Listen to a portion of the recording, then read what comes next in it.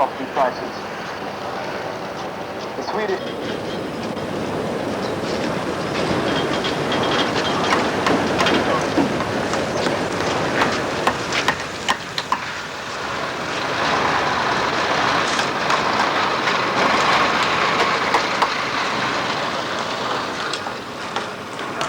Kā jūs lūdzu sauc? Oskars. Oskar, kā jūs domājat, kas mums palīdzēs izdzīvot un uzvarēt?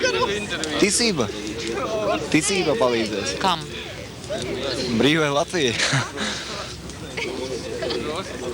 Un kā jūs domājat, mūsos ir tik daudz spēka, Spēka lai mēs uzvarētu? Pietiks. Juri, kā jūs domājat, kas mūs var glābt? Mūs? Es domāju, ka mēs paši varam sevi glābt. Un uz ko jūs cerat?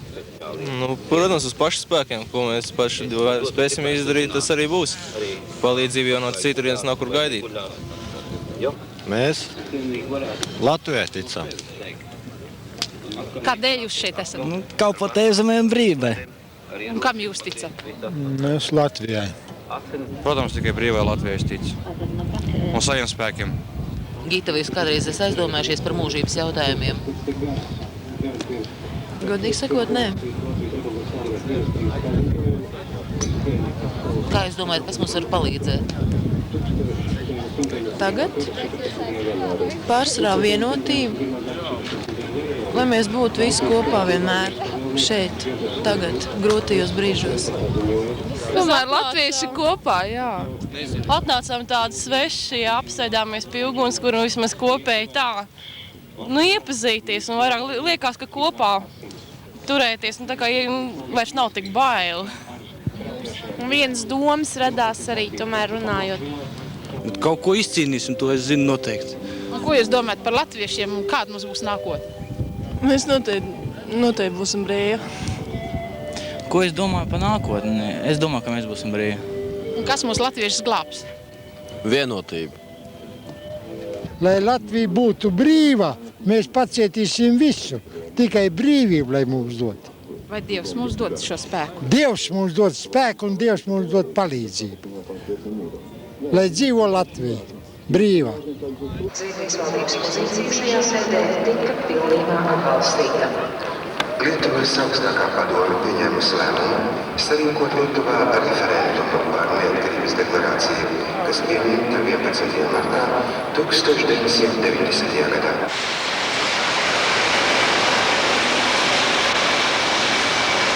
Ir pietiekoši ilgs laiks pagājis, lai mēģinātu saprast, kas īsti notika tajās dienās, atšifrēt šo notikumu jēgu, meklēt patiesību, kas tad bija šīs janvāra dienas gan katram mums atsevišķi, gan visai tautai kopumā. Es turēju sildīties tajā laikā. Es eju sildīties pie tiem ugunskuriem. Pie tās brīnišķīgās sajūtas. Es domāju, ka mēs ārkārtīgi ciešam no tā, ka tie ugunskuri ir izdzisuši. Ir tikai vietas palikušas. Ir pelni, bet ir, protams, arī malka. Bet vai ir griba kurināt? Bet es domāju, tādā garīgā nozīmē, vai šī griba. Mēs ļoti esam, šie 10 gadi ir bijuši, divainā kārtā mūs veduši ir nevis tuvāk vienotram, bet prom, tālāk, atsvešinājuši. Bet tā vēlme, es to sajūtu kā milzīgu pāridarījumu, tādu, es pat nevaru pateikt, bet kurš tad ir vainīgs? Es arī varbūt esmu vainīga, ka es esmu atsvešinājusies, ka nav manis, ir kaut kā cilvēki atsvešinājušies. Bet tā vēlme ir palikusi. Es negribu būt nākotnē, es negribu būt tik tālu prom no citiem. Šis laiks katrā ziņā ir tāds lūzuma brīdis manā domāšanā, un man liekas, ka man kā cilvēkam visvērtīgākais no šī laika ir tas, ka es joprojām par to domāju un analizēju, un žurnalistam домать un анализировать ir ļoti būtiski. Народ сам придет, это телевидение по кирпичу разнесет. Растащит себе на даче, построит. Скажет, извините, сколько народных денег вложено в это телевидение, а оно нам тут только одно тоже вот пропагандирует. Мы психологически очень сильные. У нас сильная и моральный дух сильный, и как вы говорите, как долго мы будем здесь можем находиться. Я вам скажу так, нас народ поддерживает очень много. Не просто единицы, нельзя сказать это, очень много. И они же нас просят только ради Бога не уходить, они боятся. Русский национальный флаг. Я могу сказать единственное, что если коммунисты будут стрелять, то они будут стрелять также и в русский народ. Это первое, что я могу сказать. И поймите, что говоря от лица Интерфронт, когда говорит от лица всего народа, он говорит от лица только той части народа, предавшей сам народ, который поменял не только знамя русское национальное на красное безликое, русскоязычный человек. То есть кроме языка у него не осталось ни культуры, ни национального достоинства, ни совести, ни чести. И именно поэтому с русским знаменем сегодня мы рядом с латышским народом идем до конца.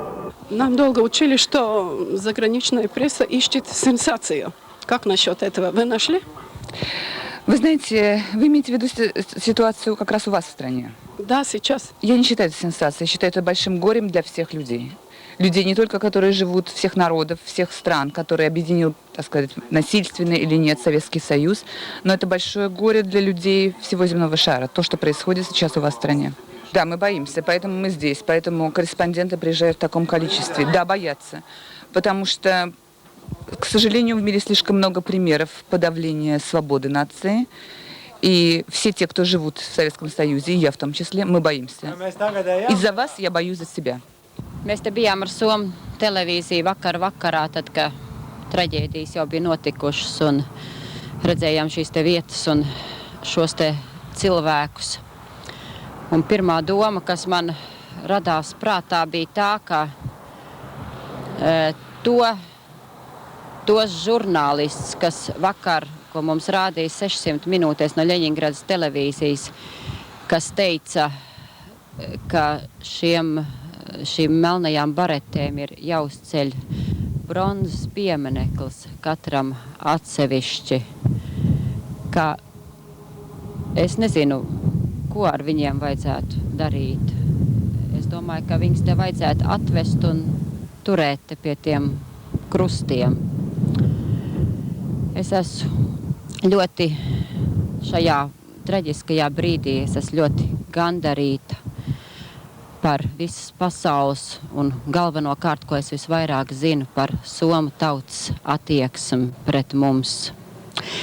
Tāpat kā mēs viņi staigā ar radioaparātiem rokās un katrā elpas vilcienā domā pa mums, man zvana un nāk telegrāmas ar oficiāliem un neoficiāliem apliecinājumiem. Un tad es vēl domāju par to, ka tas, ko pašlaik dara mūsu tauta, tas, ko dara latviešu tauta, tas ir daudz kas lielāks par to, ko izdarīja latviešu strelnieki gadsimta sākumā. Toreiz viņi bija ar ieročiem, mēs esam tikai ar mūsu iekšējo un kādu ārējo spēku.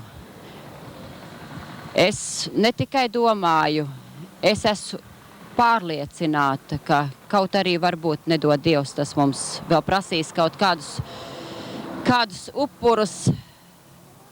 Mums ir jāuzvar un viss beigsies labi, jo pasakās, viss beidzās labi, pasakās labais uzvar ļauno un pasaks, tas ir īstenība. Barikāžu dienās uz Milgrāvi tilta es satieku Verenu Bērziņu. Es saku, ko tad tu te dari?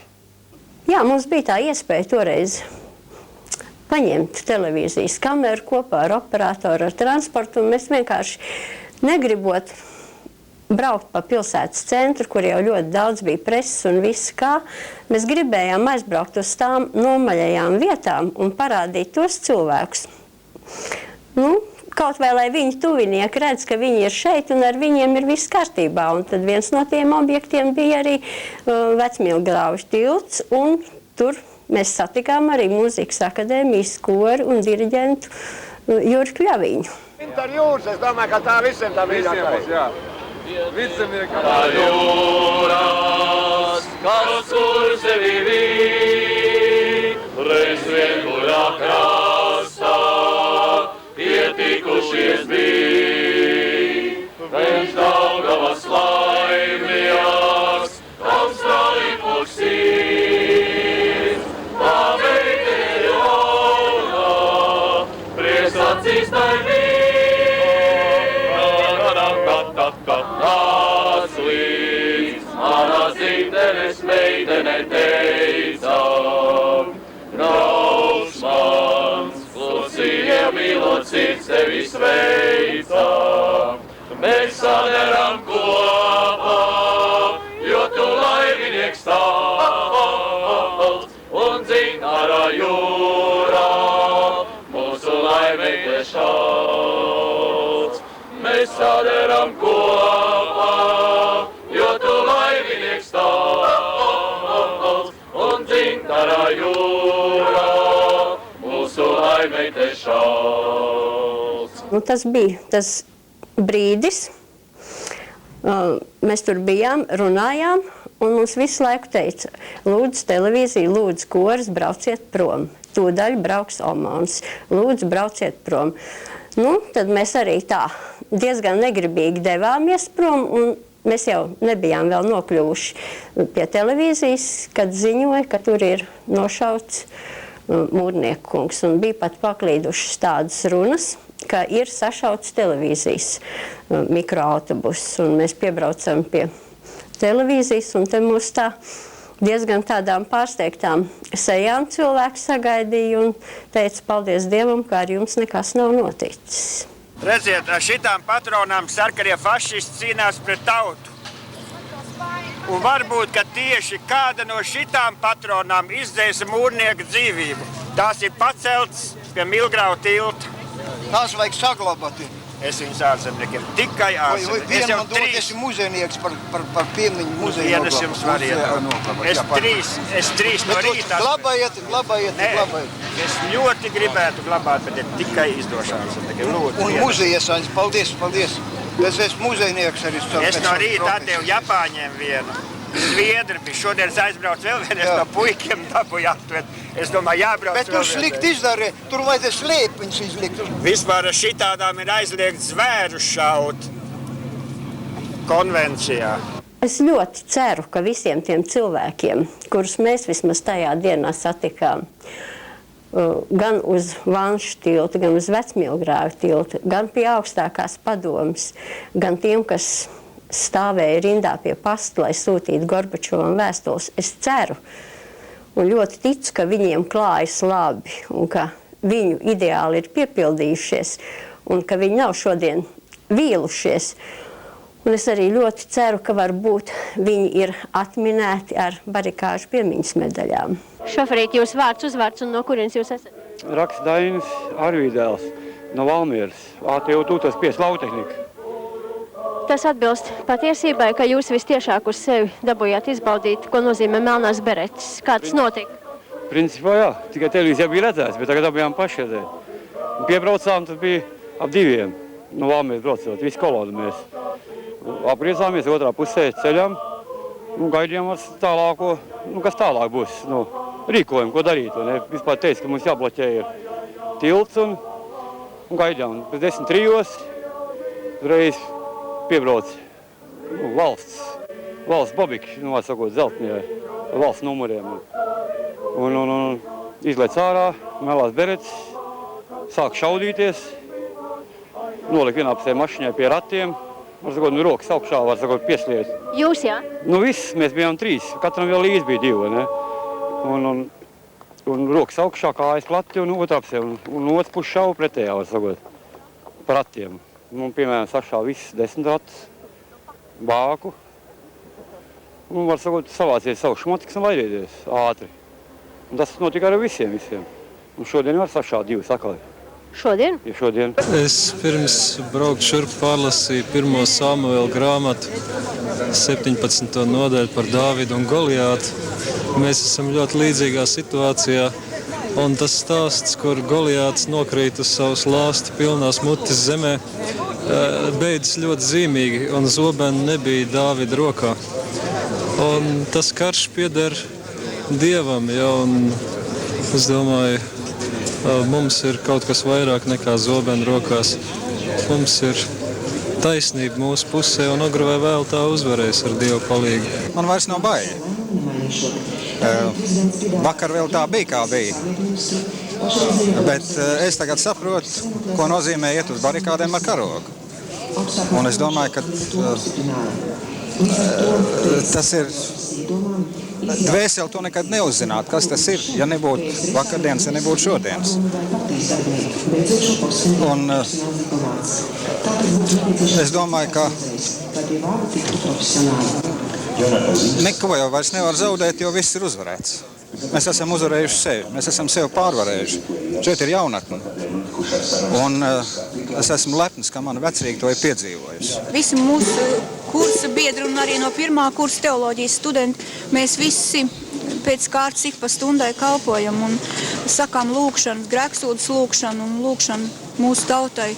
Un arī svēto rakstu lasījumus un tādu pavisam īsu sprediķi. Ko es teicu to, ko es domāju, ko es jūtu. Es domāju, ka mēs uzvarēsim, ka mums ir jāuzvar. Jo viens ir uzvarējis visas bēdas, visus grūtumus. Un viens ir nesis to krustu, ko mūsu tauta šodien nes. Un tik, cik mēs būsim šajā uzvarā, cik mēs būsim Kristus uzvarā, tik mēs arī uzvarēsim. Šķiet, ka šie notikumi glabā kādu lielu noslēpumu, ko mēs neesam līdz šim brīdim ne īsti sapratuši, ne atšifrējuši. Jo ir taču cilvēka plāns, cilvēka plāni un ir Dieva plāns. Ko tad īsti Dievs mums gribēja pateikt šajās janvāra dienās?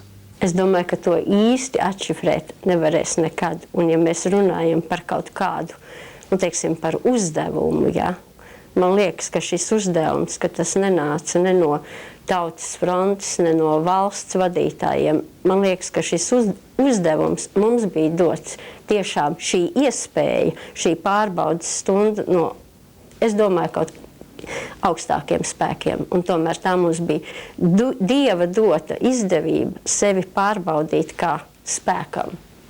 Jā, kas tas bija? Kas mūs cēla kājās? Bībelē ir tādi vārdi, kas ja nevēlos, kas nesakrāja ar mani, tas izkaisa. Iespējams, ka mēs tajā laikā bijām sakrājuši ar viņu. Mēs bijām ar viņu sakrājuši. Un tāpēc mēs tā viegli saņēmām. Tā raža nāca. Pēc tam mēs izkaisījām. Jā. Pēc tam sākās kaisīšana. Bez viņa. Bet man tas likās ļoti skaisti, ka tā tik uzskatāmi, ka mēs it kā krājam paši, kaut ko darām paši, un pat tā neiedomājamies, bet mēs darām kopā ar kādu citu. Mēs darām ar to, kas visu dod. Un tad pienāk brīdis, un ir sakrāts. Un tas ir 18. gads, tas ir 91. gads, tā ir atmoda. Jā, un droši vien, jā, un arī tās atmodas, kas nāks, kad būs sakrāts, bet ar viņu. Ieklausīsimies šīs Krievas sievietes vārdos un padomāsim, kas ar mums šodien notiek. Достоевский сказал, ничего не надо делать, надо только разрушить веру в Бога, и государство само разрушится. Pēc tam sākās absolūts tāds totālā depresija inteliģences. Pēc tam nomira Benjāmiņa nams. Vai tas nav zīmīgi? Es tādēļ garām skatos, šis biedējošais Benjāmiņa nams, viņš ir miris. Šī ēka ir mirusi. No viņas izgāja, var sacīt, izgāja atmodas gars. Un dīvainā kārtā viņa joprojām beigta, mirusi šī ēka ir. Un tas gars, kas tur bija, kur tas ir? Jautājums, kur tas ir tagad? Vai tas ir mūsu manuskriptos? Kur tas tagad ir? Vai viņš vispār kur ir? Man liekas, ka tā raža nebija jāgaida ilgi, jo tas arī iespējams notika tādēļ, ka arī starp atdošiem cilvēkiem bija tik daudz konformistu, tik daudz un tik maz grēknožēlas. Tik maz, satriecoši maz. Ja tagad pameklē un paskatās, jā, arī tajās barikāžu uzstāšanās runās un visā pēc tam, visi bija aizmirsuši. Cilvēki, kuri bija mācījuši ļeņinismu, kuri bija marksismu mācījuši, kuri bija rakstījuši odas, kuri bija rakstījuši simfonijas, būtībā himnas bija rakstījuši pašam nelabajam. Ne ar vienu vārdu neuzskatīja par vajadzīgu. Var pieņemt, protams, ka viņa aizgāja un krita ceļos dievnamā vienatnē, tumšā vakara stundā nožēloja grēkus. Un, protams, tas ir jāņem vērā, ka nožēla var nebūt. Bet man liekas, ka publiskiem cilvēkiem tas tāda klusa nokrišana ceļos, vienalga kur pagalmā, kūtī vai savā armas istabā, ir vairāk raksturīgi ļaudīm, kas nav publiski cilvēki, bet publisko profesiju cilvēkiem. Tā ir man pārliecība arī grēknožēlai. Kaut kādā veidā ir jābūt publiskai. Kas notiks pasaulē, ja neviens nelūksies? Bet latviešiem ir viena lūkšana, kas visus mūs vieno.